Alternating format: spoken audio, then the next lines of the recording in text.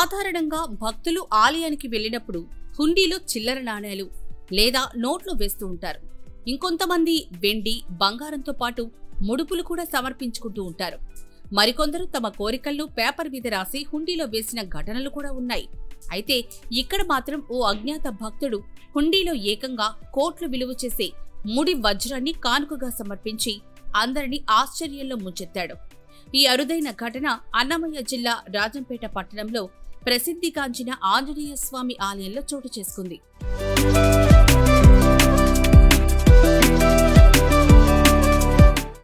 రాజంపేట సమూహ దేవస్థానాల ఈవో కొండారెడ్డి వెల్లడించిన వివరాల ప్రకారం గురువారం అంటే జూన్ 19వ తేదీన హుండీ ఆదాయాన్ని లెక్కిస్తున్న సమయంలో నగదు, ఇతర వస్తువులతో పాటు 1.39.6 క్యారెట్ల ముడి వజ్రం కనిపించింది.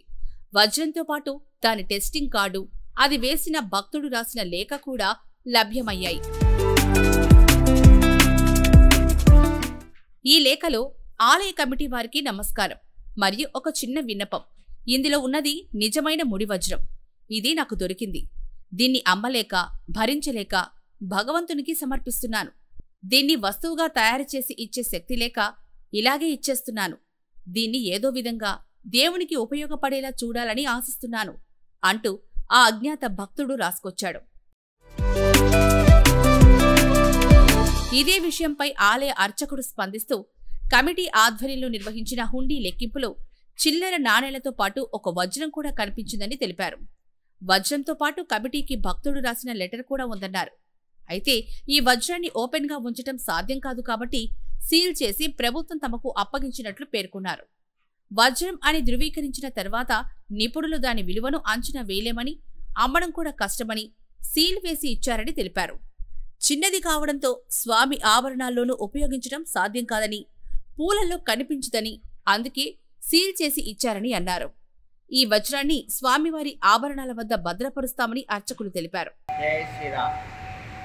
శ్రీ ఆంజనేయ స్వామి రాజంపేట వచ్చిన దేవస్థానంలో నిన్న అనగా 19/6/2025 రోజు హుండీ ఓపెన్ చేయడం జరిగింది. ఈవో ఆంజనేయుల్లో ఇన్స్పెక్టర్ జనార్దన్ గారు, కొండారెడ్డి గారు ఆధ్వర్యంలో